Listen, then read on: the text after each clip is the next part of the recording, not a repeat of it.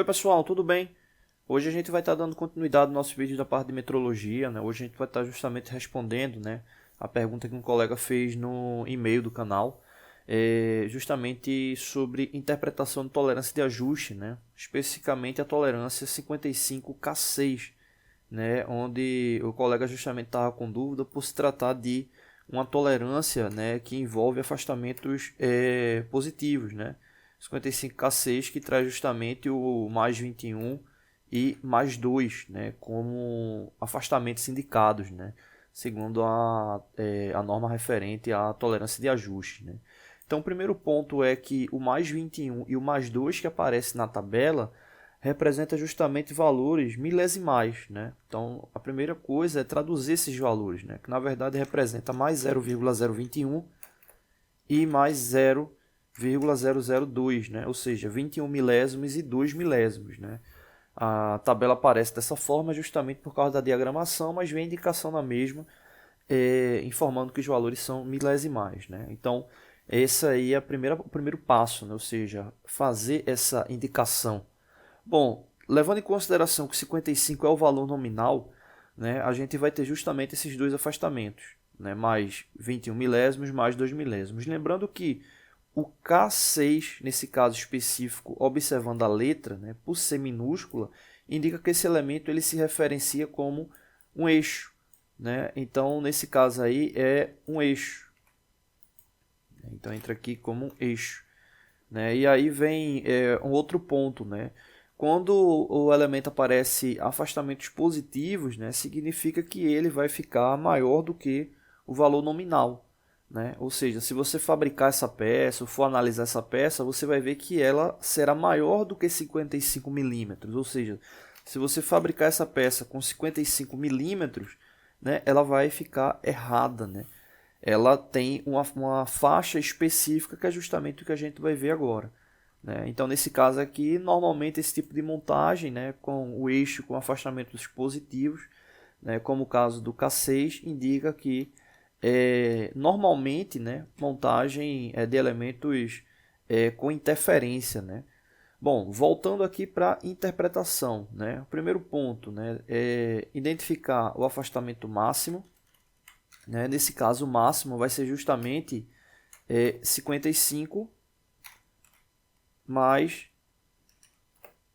0,021. Né? Então, esse aí é o afastamento máximo, ou seja, vai dar 55,021. Né? Ou seja, esse é o limite, né, dimensional da peça. Né? O mínimo é justamente 55 mais 0,002.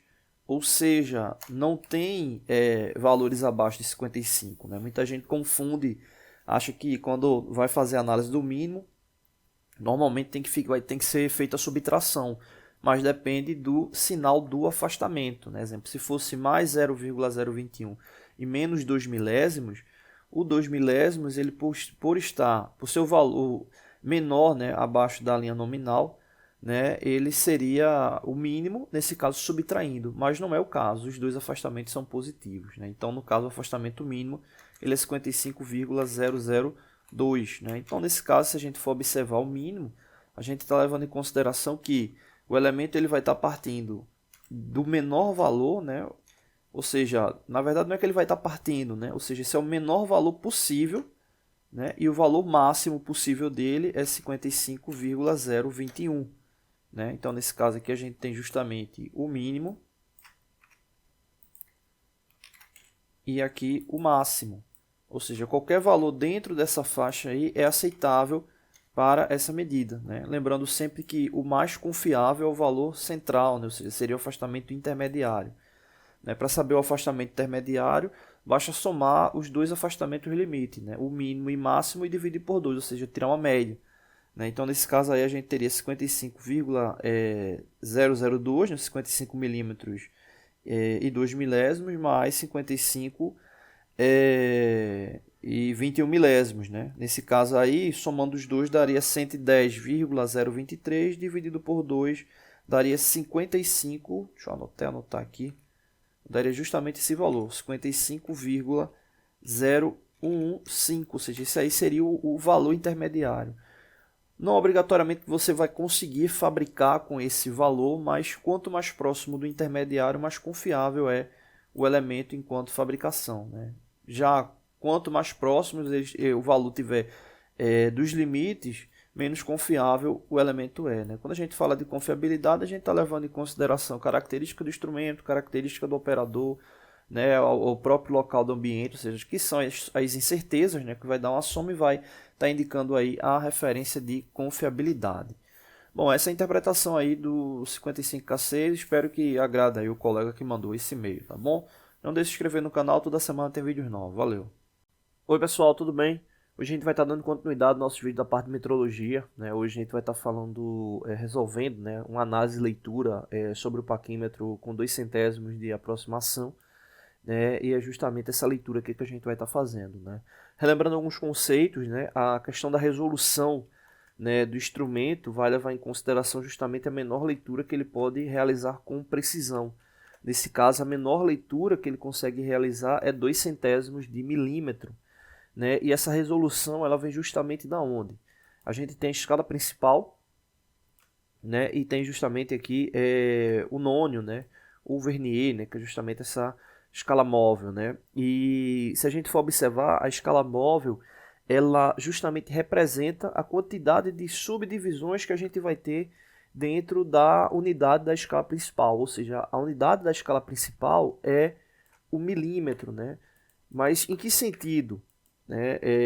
Essa relação, se a gente for observar, ela está com divisões de 1 em 1 milímetro, né? Ou seja, cada divisão da escala principal representa 1 milímetro. Né? Então, nesse caso, como a escala móvel ela vai estar representando justamente a subdivisão de cada divisão da escala fixa, ou seja, a gente vai ter uma divisão da escala fixa dividido em 50 partes, ou seja, a gente vai ter 1 dividido por 50. 1 dividido por 50 vai dar exatamente 0,02 milímetros, né? Ou seja, 2 centésimos de milímetro. Então, isso é o que ele consegue medir, né, com precisão. Então, nesse tipo de medição, a gente sempre vai ter valores, né, alternando a cada 2 centésimos de milímetro. Né? Como assim? Exemplo, eu não tenho como fazer medição aqui com, exemplo, uma medida que tenha 90,01. Eu não tenho como ter precisão nesse tipo de medida. Né? Eu consigo medir precisamente 90 milímetros, 90,02 e assim sucessivamente, ou seja, múltiplos aí de 2 centésimos. Né? Eu não consigo fazer aí uma medição que tem exemplo 90,015, 90,005, né? Ou seja, 90 milímetros e 5 milésimos de milímetro eu não consigo. A menor medição que eu consigo fazer com esse instrumento é 2 centésimos de milímetro, né? Ou seja, eu só consigo medir a cada 2 centésimos de milímetro, tá bom? Vamos lá para a leitura. Primeiro passo, observar o zero, né? Esquece todos os outros valores lá do vernier, do nônio, né? Da escala móvel, fica atento só com o zero e verifica onde é que ele está localizado.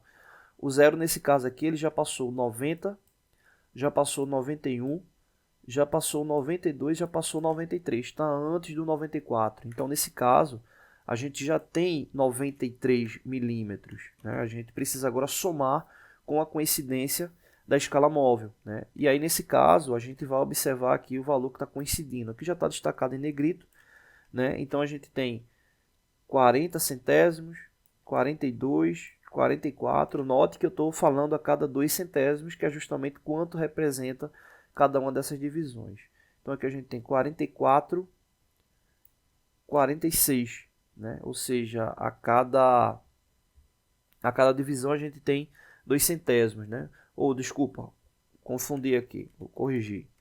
Aqui a gente tem 40, 42, 44, 46, 48. Ou seja, 48 centésimos de milímetro, né? Justamente onde ele está coincidindo, né? Esse tipo de leitura, né, com o paquímetro de 2 centésimos de milímetro, né, ele tende a dar muito erro paralaxe, né, que é o erro de posicionamento em relação à posição da vista do operador enquanto à escala do instrumento. Né? Porque, como ele tem uma precisão relativamente boa, né, 2 centésimos de milímetro, né, os traços são muito próximos. Né? Então, qualquer inclinação, qualquer variação, você pode estar observando 3, 4 traços ali que estejam aparentando está coincidindo, né? Então é uma leitura que tem que ser feita com bastante cuidado, né, para poder ter precisão ali na indicação dela, tá bom? Então, repetindo, o 0 passou do 93, está antes do 94, então a gente tem 93 milímetros, né, e soma com a coincidência, como a gente verificou, é justamente aí o 0,48, né? Então, nesse caso aí, a gente tem como resultado final de leitura 93 milímetros, 48 centésimos, né? Então, essa aqui é a resposta no que diz respeito à leitura dessa medição, tá bom? Não deixe de se inscrever no canal, toda semana tem vídeo novo. Oi pessoal, tudo bem? Hoje a gente vai estar dando continuidade ao nosso vídeo da parte de metrologia, né? Hoje a gente vai estar fazendo uma análise de leitura, né, do relógio comparador, né? E aqui a gente tem justamente a referência da leitura. Bom, o que é que a gente tem aqui de indicação, né? Nesse caso a gente tem como base, né, que o relógio comparador ele vai passar por uma verificação, não? Ou seja, ele vai verificar primeiro um elemento padrão, né, ou seja, um bloco padrão que vai ter como base aí a setagem, né, de referência. Isso é muito comum nas medidas, né, que se vão utilizar os relógios comparadores, né, ou seja, utilizar um bloco padrão, um elemento de referência, né, para que ele sirva de análise para o desvio, né, no que diz respeito ao que vai ser medido, né.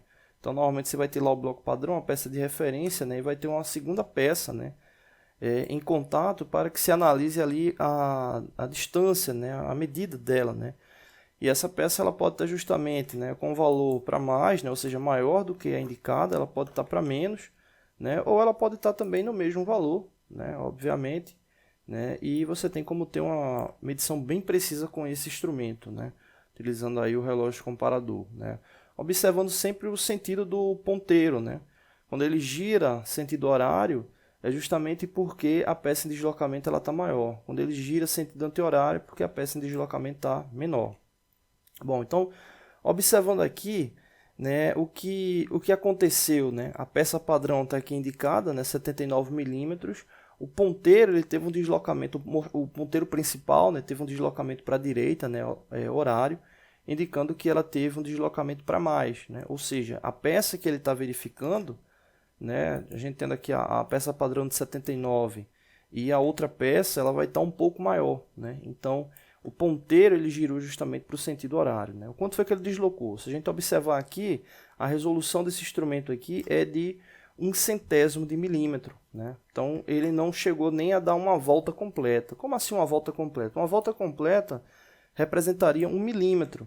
E o mostrador secundário, que é esse menor aqui, ele indica justamente quando você tem essa indicação de uma volta completa, né? E aqui no caso você observa que o ponteiro está um pouco depois do zero, né? Então ele não chegou nem a ultrapassar 1 milímetro, que representaria uma volta completa, né? Então nesse caso o mostrador principal está só confirmando para a gente que o deslocamento foi bem pequeno, né? Foi menos de 1 milímetro, né? E você só vai ter a precisão dessa verificação do deslocamento aqui no mostrador principal mesmo, que nesse caso aqui, se a gente for observar a resolução, como a gente falou anteriormente, é 1/100º. Então, cada traço desse aqui representa 1/100º, né? Então, ele já passou 2, 3, 4 centésimos de milímetro, né? Ele passou 4 e está um pouco antes do 5, né? Como a resolução é 1/100º, a gente só tem precisão na medida quando o traço ele coincide exatamente ali com 1/100º, né? Mas nesse caso aí ele passou do quarto traço, né? E está antes do quinto, né? Ele aparentemente ele está um pouco a mais do centro, né? Então vamos deduzir aqui que ele está com deslocamento aí de aproximadamente, né, 4 centésimos mais 6 milésimos, né? O que daria aí 46 milésimos de milímetro, né? Então vamos supor aí que a medida seja essa, né? 46 milésimos de milímetro, né? Por que essa questão de supor? Porque esse traço aqui ele não está coincidindo exatamente em nenhum dos traços fixos, né? Ele está aqui no vazio, né? Então, se ele tivesse exatamente coincidindo, aí a gente teria com precisão o valor, mas a gente verificou que ele está após o 4 e antes do 5, né? Então aí a gente fez essa suposição de 46 milésimos de milímetro, tá bom? Não deixe de se inscrever no canal, toda semana tem vídeos novos. Valeu! Oi pessoal, tudo bem? Hoje a gente vai estar dando continuidade ao nosso vídeo da parte de metrologia, né? Hoje a gente vai estar fazendo um vídeo um pouco diferente, né? Hoje a gente vai só interpretar né, um fragmento da tabela, né, da tolerância de ajuste, né? Essa tabela que é justamente derivada da norma ISO 2862, né, 2862, 2861, né, da norma ISO, né, também aí com referências aí a norma DIN, né, a DIN 7157. E o que acontece, né, o foco dessa tabela de ajuste, né, que são justamente os ajustes ISO, né, ou seja, os sistemas de referência, né, para este furo, leva em consideração folgas específicas, né, para a montagem de elementos, né? Então, essa tabela é bem grande, né? São várias informações, levando em consideração letras e números, né? Ou seja, afastamentos específicos, né? Esses valores aí que são derivados, né? Isso é importante falar, derivados, né? Justamente dos desvios de referência, né? Para eixo, né? O pessoal chama popularmente aí da tabela IT, né? Que é justamente a base dessa norma 2861. Né? Acredito que em breve aí a gente esteja fazendo um vídeo explicando aí como é que funciona essa tabela de referência, né? Justamente dos desvios, né? Mas essa tabela de desvios ela vai gerar justamente essa referência, né? Indicativa comum que vocês estão vendo aí, né? E o que acontece, né? Essas tabelas elas têm como base justamente a relação de montagem, né? Furo e eixo, ou elemento macho e elemento fêmea, depende do tipo de geometria, né? Mas leve em consideração sempre o ajuste, né? Ou seja, um elemento montado no outro, né? E nesse caso aí, a gente pode observar que o foco é justamente a montagem em relação a esses elementos aqui, ou seja, D9, E8, F7 e H9, né? Que são as qualidades no que diz respeito ao afastamento, para encaixe com o elemento H8. Né? Então pode observar que D9, E8, F7 e H9 eles estão com letra minúscula, né? Ou seja, representam eixos, né? E o objetivo é justamente a montagem aqui para o H8, ou seja, analisar como é que ocorre as folgas, né? Ou interferência, né? Dependendo do tipo de montagem, referente ao elemento H8. Né? Então, justamente só focando nessa característica, né? Da montagem, né? Aqui na coluna da esquerda, veja que tem a observação aqui, né? Faixa dimensional nominal acima de e até, né, a unidade em milímetros, né? Então essa primeira linha ela traz até 3 milímetros, né? Então esse 3 ele representa na verdade um limite, né? Se você observar na célula de baixo ele vem de 3 a 6, né? Então, exemplo, se você pegar uma medida com o valor 3, você deve utilizar o do valor subsequente, né? Ou seja, desse ponto aqui, né? Então, esse caso aqui, ele vai até o limite 2,999, né? Então, leva em consideração ali como se fosse um limite, né? Assim sucessivamente. Por exemplo, se você pegar o valor 14, né? Vai usar esse aqui de cima ou vai usar o de baixo? Use de baixo. O 14 aqui ele está referenciando como limite, né? Ou seja, 13,999. E assim sucessivamente. Nesse caso, aqui é justamente a relação para indicação do diâmetro, ou seja, quanto maior o diâmetro, maiores são os afastamentos, né, por causa da condição geométrica de área, né, proporcionada pelo elemento, enfim, todo o aspecto que a massa do material causa no sistema. Né. Essa tabela ela tem uma base justamente de análise feita com testes, né, testes reais aí desses ciclos, né, de montagem, né, voltada ao ajuste.